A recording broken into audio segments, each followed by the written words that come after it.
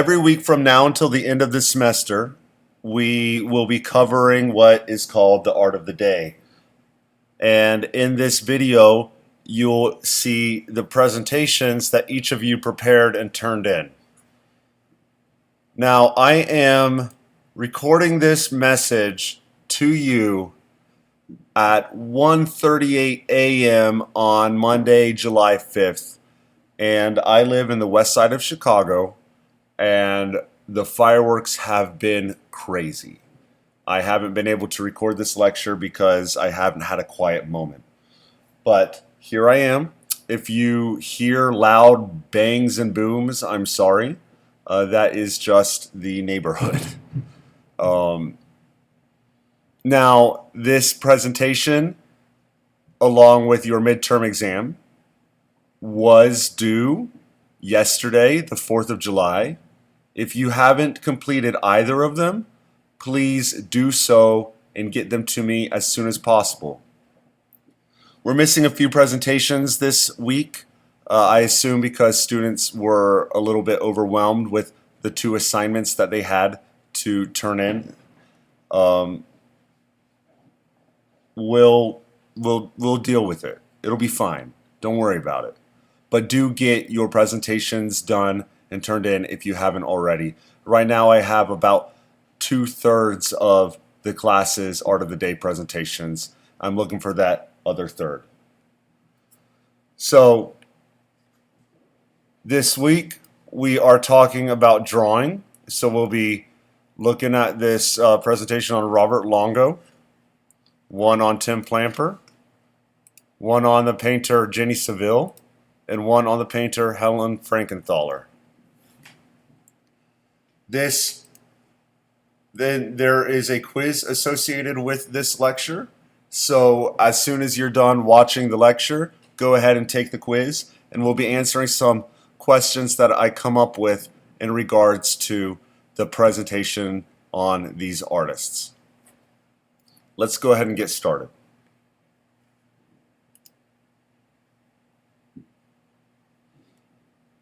So this presentation, I'm sorry, I don't see a name on here, and I am blanking. This presentation is by Charlotte. So, Robert Longo.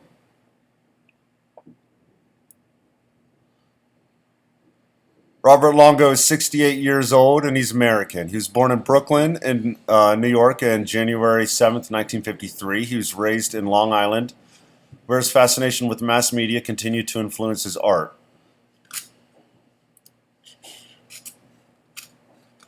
Longo is a pictures generation American artist, filmmaker, photographer, and musician. In 1972, he received a grant to study Accademia di Belle Art in Florence, Italy. In 1975, he received his BFA, his Bachelor of Fine Arts, at Buffalo State College. He studied under and influenced by art professor Joseph Piccolo. While in college, Longo and friends established an avant-garde art gallery, soon became Hallway's Contemporary Art Center. Now that is news to me. That's interesting. So that's awesome. These are 3 of Robert Longo's drawings. These are called Men Trapped in Ice, 1980. These are charcoal and graphite on paper, 60 inches by 40 inches for each panel. So 60 inches is 5 feet tall, 40 inches is 3 feet 4 inches wide. So this is a little smaller than life size. Longo became first well known for his Men in the Cities series, which is a true statement. And so the Men in the City series, if we don't cover it in the presentation, is drawings of people usually in business suits that they look like they're falling or such and such, like these. A statement by a critic named Jonathan Griffin.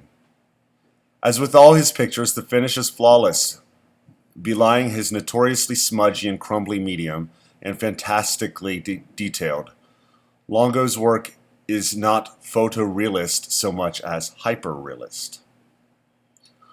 Photorealist is something that's as real as a photograph. Hyperreal is supposed to be more realistic than a photograph.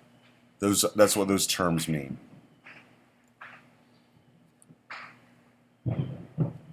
Untitled drawing named Hercules, 2003, charcoal on mounted paper. This is another big drawing, 8 feet tall by 70 inches wide, so that'd be about 6 feet wide.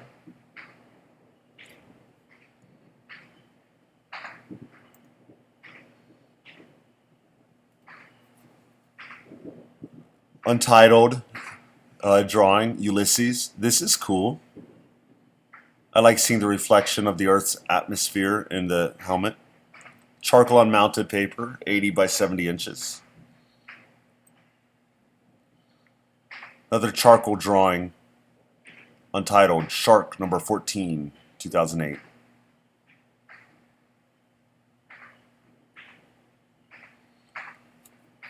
A drawing of the American flag called Old Glory, 2011. 120 inches wide, that's 10 feet wide.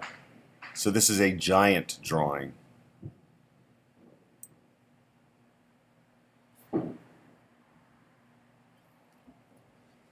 Tongue to the Heart.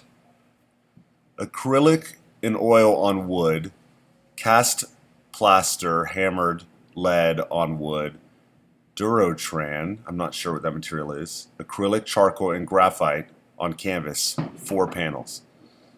So one thing that Robert Longo did earlier in his years is he created these sort of assembled drawings and images. So this is, I suppose, a painting / mixed media thing. And I think what we're looking at is, this is painted, say, water. I'm not sure what this is. This is like the cast and plaster, hammered lead, something like that. This is something cast. And then a little shelf with a little guy on there. So it's like a 3-dimensional thing that's mostly 2-dimensional, but it hangs on a wall. Another big drawing, 6 feet by 6 feet, charcoal on mounted paper.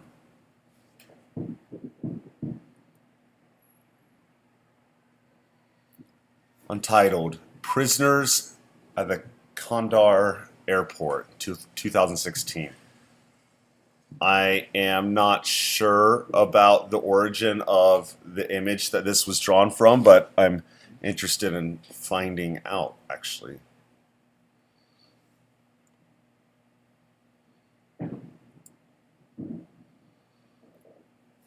Riot Cops, 2016. Charcoal on mounted paper. This is cool.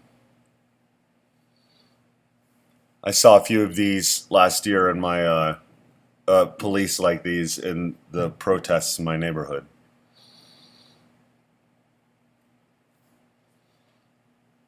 Raft at Sea. Wow, I have never seen this drawing. This is really amazing. It's very beautiful.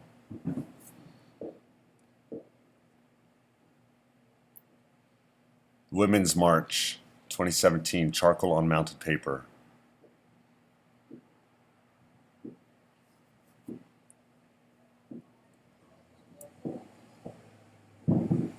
Study of Lights Out, 2017, ink and charcoal on vellum.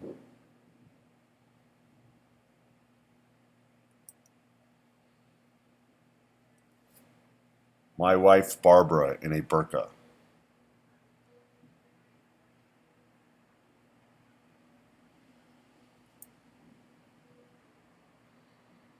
Robert Longo's art is simple but complex. He uses art to render the truth beyond the surface of the image, and that's why I love his art. Each piece of art reflects a time in history while also addressing social issues. Each series of his artwork provides a possible critique of American society. He shows the audience to look at the past and not to be afraid of the future. I also like that his artwork reaches a large audience since he addresses a wide range of topics. Longo's drawings are dark, hyper-realistic, beautiful, expressive, and convey emotion. His art reaches for the audience to explore the truth beyond his artwork. Overall, Longo's artwork is truly inspiring, and I hope that as many people as possible get to see it. I totally agree. I have seen Robert Longo's drawings in person, and I love them, and that's why I have assigned him to the class. I want you to tell me what is your favorite drawing. This will be on the quiz. What is your favorite drawing? And what is the medium that it is drawn with?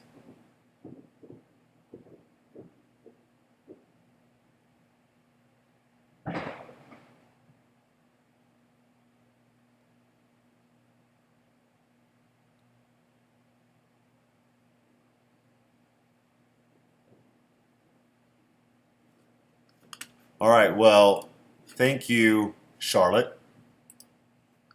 This was a great presentation.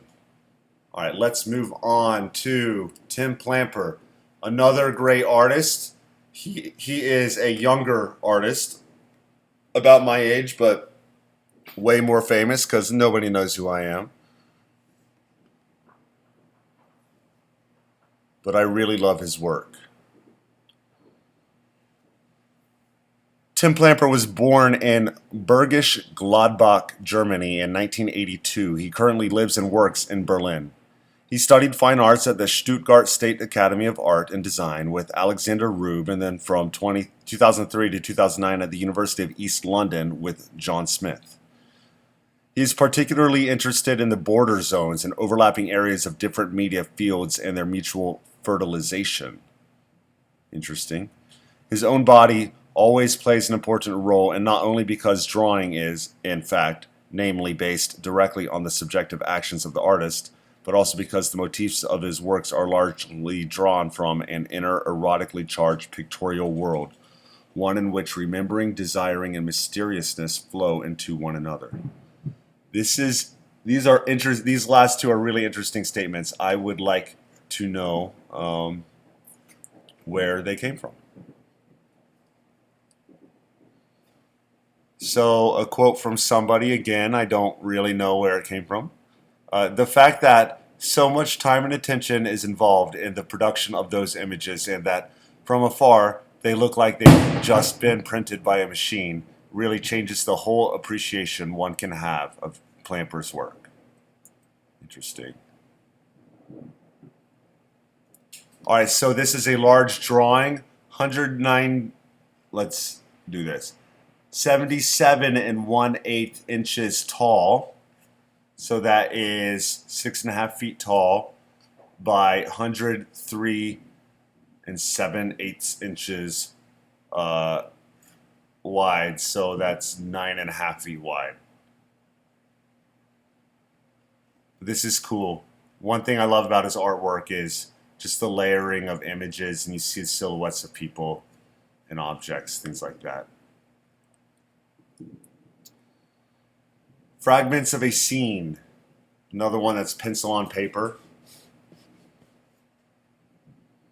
This one is smaller for sure. The drawing that you're looking at is the white area plus the drawing. So 23.25 inches wide from corner to corner and 18.5 tall, there to there.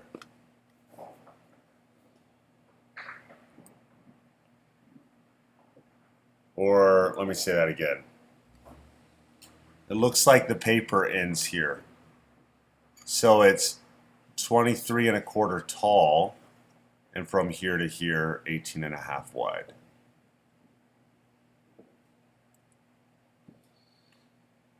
Der Zweifel, I can't even act like I can speak German. Bedute den Traum. I don't even know what that means.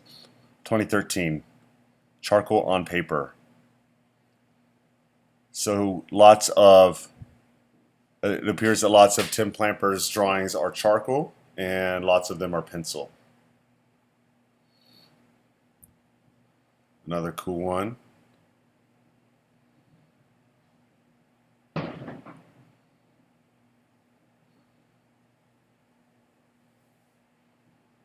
So this is pencil on paper.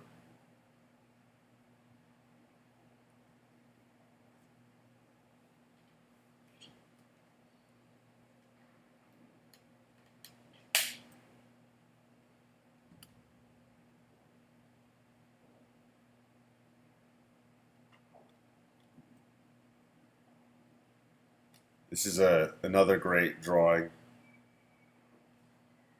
Big, complicated one. So that is over 8 feet tall and over 6 feet wide.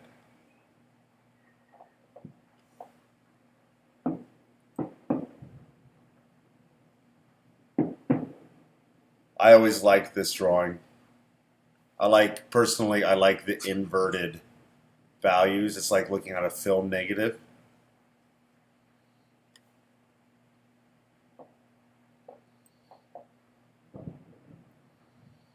Fractal Shades, 2009.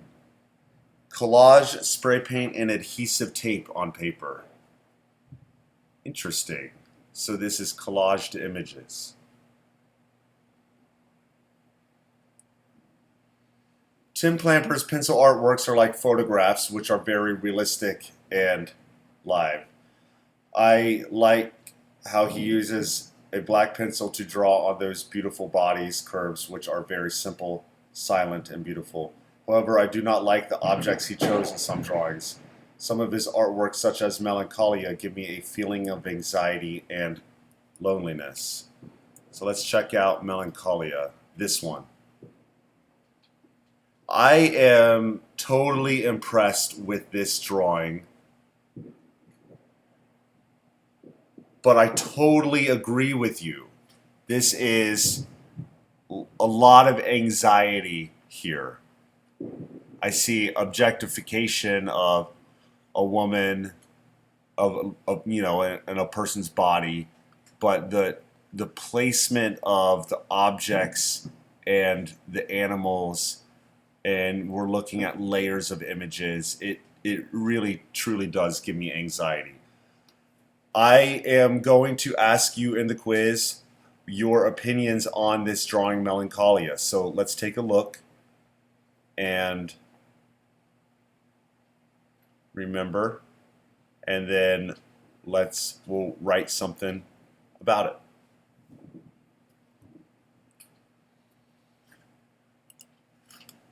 So thank you, Wen Shu.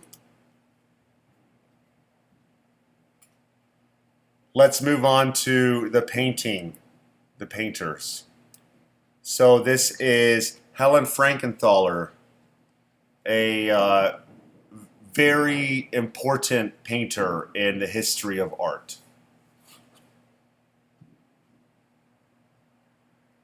So she was born in 1928, and I'm not sure what these symbols mean, but she died December 27th, 2011.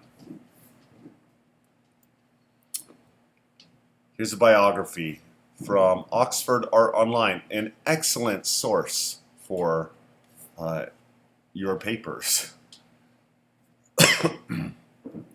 American painter and printmaker. She liked abstract expressionism. Well, she was an abstract expressionist. She was concerned with the forms and energies latent in nature in the mythology of technical breakthrough that was part of the culture of the New York school. Her work, Mountains and Sea, 1952, has an established place. Extending Pollock's method of painting on unprimed canvases on the floor, she allowed thinner pigments to soak directly into the canvas. This created a closer relationship between image and surface, the weave of the raw canvas being visible within the painted image. At the same time, the visibility of the canvas beneath the painted surface negated the sense of illusion and depth. It was a device that called attention to both the material and the nature of the medium. About 1957, she began to explore relationships between linear skeins and small sun-like shapes in serial works. This in turn gave way to the early 1960s to single stains and blots. Her next phase involved an expansion of form and the use of richer colors with acrylics. Throughout her career, Frankenthaler experimented with both form and materials, exhibiting sculpture in the mid-1970s and working with woodcuts and color printing. In the 1980s, her work became calmer, the gesture less energetic, her range of colors more somber. That is actually an excellent description of her work. Thank you. At first, genuinely new approaches are startling, if not shocking. Mountains and Sea was first looked at with anger. Helen Frankenthaler recalled in a 1998 conversation with the Guggenheim curator Julia Brown. It was vandalized in rage. Some people saw it as a blown-up paint rag, something you wipe your brushes on, not something you frame. That is interesting. So that's Helen Frankenthaler talking about her own artwork. And so she was talking about mountains and sea. And that's what this painting is. So an exploded paint rag, or lots of people in 1952 looked on it in anger. I'm certainly not mad about it. I imagine that people looked on it in anger because it's something that they had never seen before. Why would this person, perhaps, why would this woman be given such respect in the gallery, or why does she deserve to be shown? So those are probably the questions that were being asked. This is a large painting, 7 feet tall by 10 feet wide. This is a cool painting. Summer Picture, 1959. Oil, crayon, and collage on paper.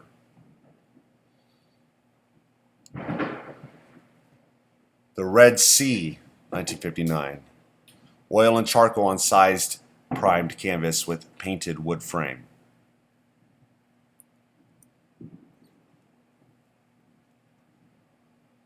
Jacob's Ladder, oil on unprimed canvas. First Creatures, 1959, oil, enamel, charcoal, and pencil on sized primed linen.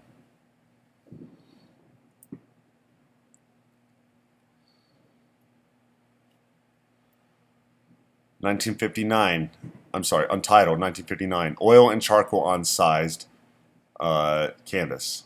Sized means that it's got like a glue on there, and what that glue does is it protects the canvas. It's a barrier between the canvas and the paint.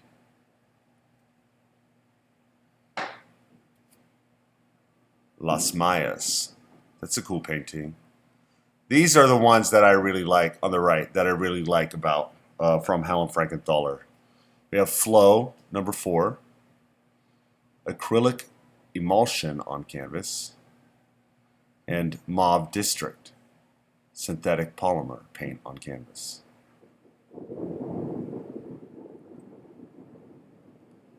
Madame Butterfly, 102 color woodcut from 46 wood blocks. What? 102 color woodcut. I am not sure what that means, if it's 102 colors or if it is 102 color woodcuts. But anyway, it's cool. Here are a few of her sculptures: Ceiling Horse, Harp, and Bryce for Charlie. Peter's opinion. I really enjoyed Helen Frankenthaler's artwork. I like when artists use many colors and also when they are exploring other techniques. Helen Frankenthaler was painting a significant time of her life for over 50 years. It was interesting to see how her artwork was developing. She was influenced by many factors. When she started to paint, she used only dull colors. Later, she started to experiment with vivid colors.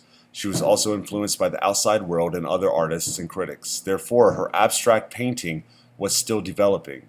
I also like that she tried to experiment with other techniques than painting. She made several very interesting prints, sculptures, drawings, and watercolors. I totally agree. I really like her painting called First Creatures, 1959. It uses many different kinds of colors. All colors have high contrast. I think that is because she did not cover the entire canvas. It makes the colors be seen well. So, First Creatures.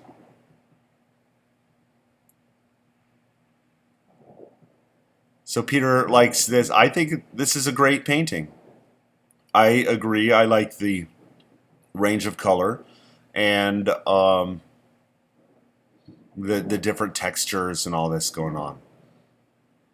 So I think I'm going to ask you a question along the lines of what is your favorite painting? And I'm going to want you to tell me why.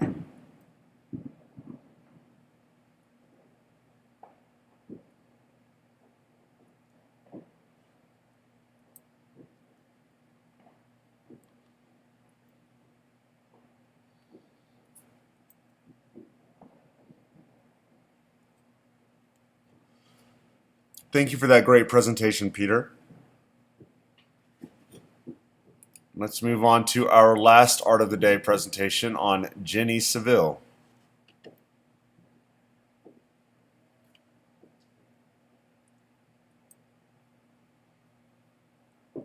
Jenny Saville was born on May 7, 1970 in Cambridge. She was influenced by her uncle Paul, who was an artist and art historian. This is Cambridge, England, by the way. Saville graduated from Glasgow Art School with her BFA in 1992.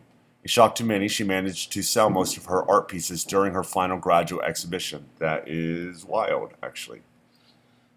On an educational trip to the University of Cincinnati during her time at Glasgow Art School, she was influenced by all the bigger and unconventional bodies that she saw. Side note, I attended college at the University of Cincinnati and in my undergrad, and so I was around Jenny Saville, and it was pretty rad to meet her. Anyway, she continues to influence contemporary art with her portrayals and inclusivity of different body types and images that stray away from the standardized beauty. She now lives in Oxford, England, with her husband Paul MacPhail and her 2 children after moving there from Italy in 2014. Jenny Saville said to The Guardian, "I want to be a painter of modern life and modern bodies." And a critic, Roberta Smith, says, "These works are undeniably impressive, especially dominating a space so often given over to large works by male sculptors, but they also feel emotionally hollow and intellectually constructed."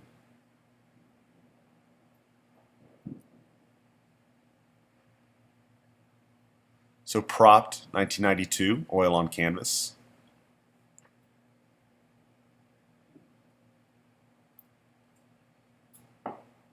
And then that's paired with a nice drawing of hers, of Jenny Saville's. Personally, I like seeing the layers of drawing here. Charcoal on cotton duck canvas. Pastel Bodies, 2014.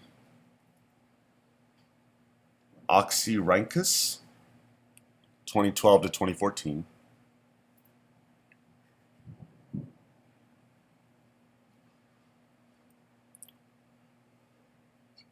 Study for Isis and Horus. Charcoal and pastel on paper. Yeah, this is a cool drawing, painting.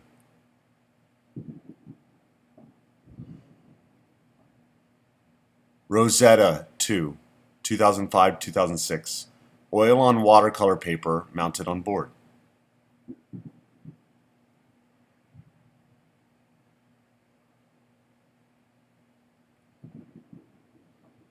Torso 2, oil on canvas. These two are really big. paintings. So 100 inches tall, so that's 9 feet tall, and or 8.5 feet tall about, and about 6 feet wide.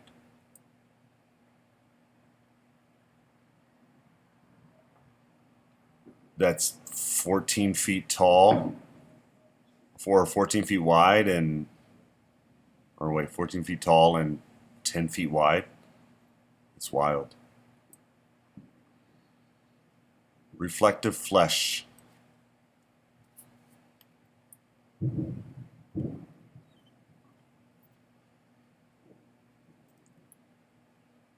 Reverse, 2002 to 2003, oil on canvas.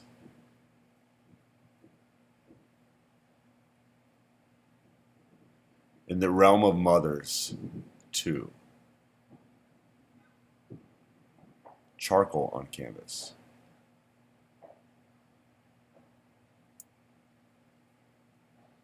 The mothers, oil and charcoal on canvas.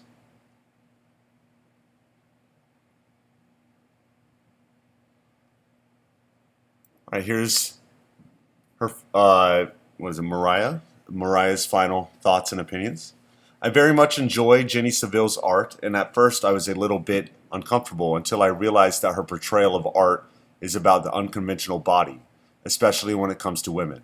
As someone myself who is a larger person, I rarely see the diversity, and considering she has been doing so since the 90s, it's inspiring. She also takes inspiration from surgery, sexual imagery, and motherhood, which all combine to add to this raw and emotionally compelling nature. I especially enjoy a lot of her imagery that overlaps, where you can see how the genders and bodies will shift just by a simple alteration in lines and how it catches the eye.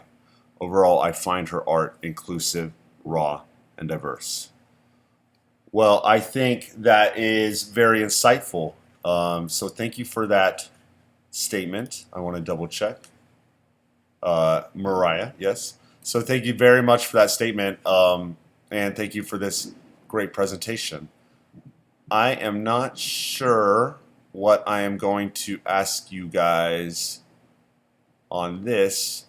I'll say, I'm not sure what I'm going to ask you guys, but I'll come up with something, and you'll see the questions soon in your quiz. So we are now done with the Art of the Day presentations. This might end up being a longer video, but it's important to watch because it is your fellow students or fellow classmates, and we will be answering questions on them for the quizzes. So go ahead and take the quiz, and I'll see you next week.